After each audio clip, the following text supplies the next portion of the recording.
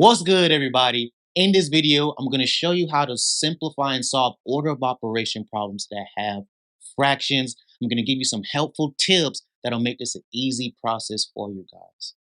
So when we're looking at order of operations with fractions, guys, the first thing I tell students to do is to draw an equal sign and put a fraction bar because we know our answer is going to be a fraction. Second thing I tell students to do is let's split the fraction and solve the easier aspect first. So when I look at the denominator, this is simple to solve. After we square 5, we'll get 25, right? Because we're using PEMDAS, that acronym still. And then now I know before I could subtract, I have to multiply 7 times 3, which will give me 21. So now when I simplify this, I'm going to get 4 on the bottom half of my fraction. Now, when we move to the top half part, there's something special, or not special, but there's something we have to notice.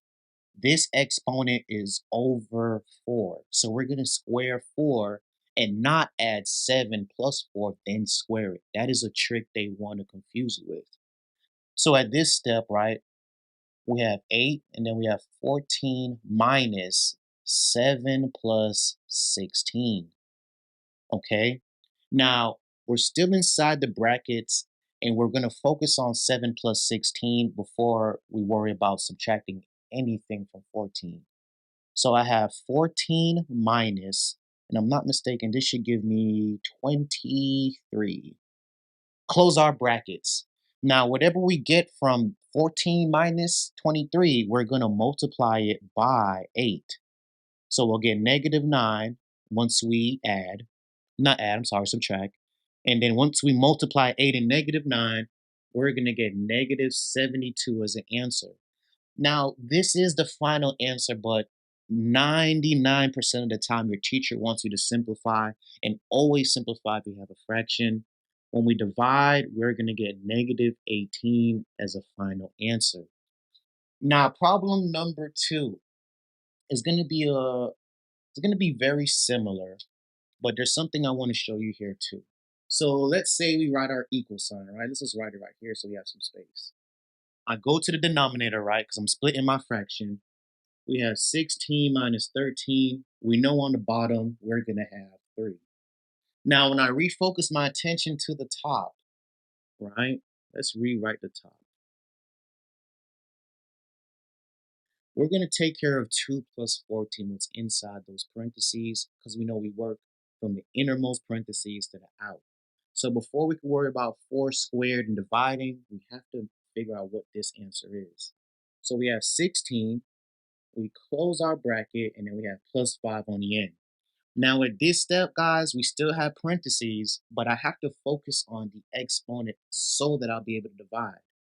So once we do, we'll have 16 divided by 16, and I'm going to rewrite the rest of my problem.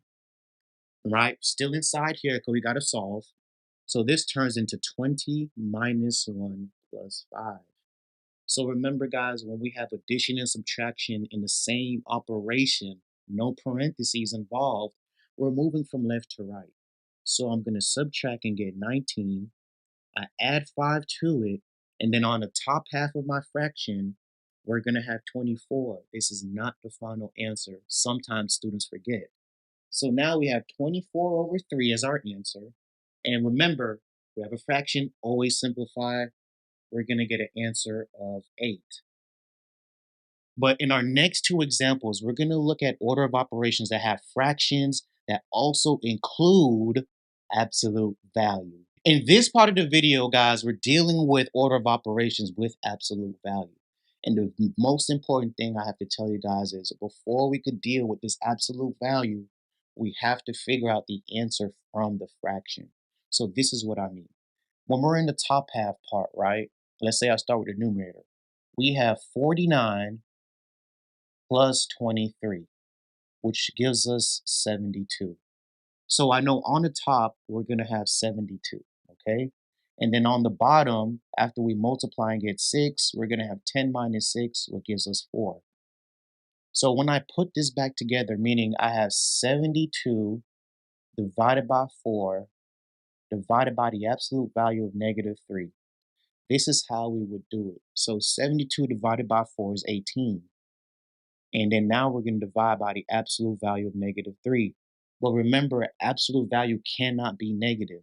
So once this 3 comes out, we're going to have 18 divided by +3. And my final answer would be +6. So just remember that when a number comes out from the absolute value brackets, it cannot be negative. It's going to be positive. But in this second problem, I want to show you a very special trick that they're going to give you every time when we're talking about this topic. All right, so we go here, we have 13 minus 4, but now the exponent's on the outside, so that means we have to subtract first. So using my rules, right, we're going to simplify the bottom because it's just real easy and quick. We know we have 5 on the bottom, right? On the top, after we subtract, we're going to get 9 squared minus 6. So when we focus on the top and we're simplifying the top, we're going to have 81 minus 6. And this is going to give me 75 on top. Remember, on the bottom, we have 5. And then we're going to subtract the absolute value of -2. Now, guys, just remember at this step here, right, when we simplify, we're going to get, and I think this is 15. Let's just make sure real quick. 75 divided by 5. Yeah. So we have 15 minus the absolute value of -2. So just remember, even though this absolute value comes out and it's going to be positive, we have a subtraction sign in front of it, meaning that we're going to subtract 2. So once we do that and we take it out the brackets, our final answer would be 13. But before we wrap this video up, guys, I got one more example for us. Really hope you've been enjoying the show. If you have, smash the like button for us. Last problem of the day, guys. We're going to do a test your knowledge question. So I want you to pause the video, and then when you're done solving, let's come back and solve this problem together. So after pausing the video, guys, this is what we need to do to solve. So I'm going to split the fraction like I've done, and I'm going to start off in the denominator because I just like I like solving for the bottom. So right here, we have no parentheses, but we have an exponent. So I have 5 minus 4 times 3 plus 6. This step, no parentheses, no exponents, but we do have multiplication or division. So now what I'm going to do is multiply -4 and 3 to get 5 minus 12 plus 6. All right? Order of operations say, hey, addition and subtraction, both in the problem, left to right. So we're going to do 5 minus 12, which is going to give me -7. We add 6. This is going to give us -1 on the bottom. So let's write our equal sign and let's put -1 on the bottom. Now what we're going to do is switch to black and let's solve the top part. So top part, we have no parentheses, but we have an exponent. So we have 4 minus 3 times 4 plus 7. So I'm not going to put equal sign. The next step, what we need to do, let's go over here. We're going to now worry about multiplication. So 4 minus 12 plus 7. Same exact thing, guys. Subtraction addition, we're going to do it from left to right if they're both in the problem. So now I'm going to have -8 plus 7. And on the top of my fraction, I'm going to get -1. So -1 divided by -1, that means our final answer is going to be +1. So really hope that this video was helpful for you guys. When you're solving order of operations with fractions, guys, remember these key rules. Split your fraction, solve the denominator first, solve the numerator first, and when you put the fraction back together, always, always, always check to see if you can simplify. Really hope this video was helpful for you guys. If it was, smash the like button for us, subscribe to the channel, and leave comments for future videos you guys would like to see on our channel, or comments on this video if you have questions on this video.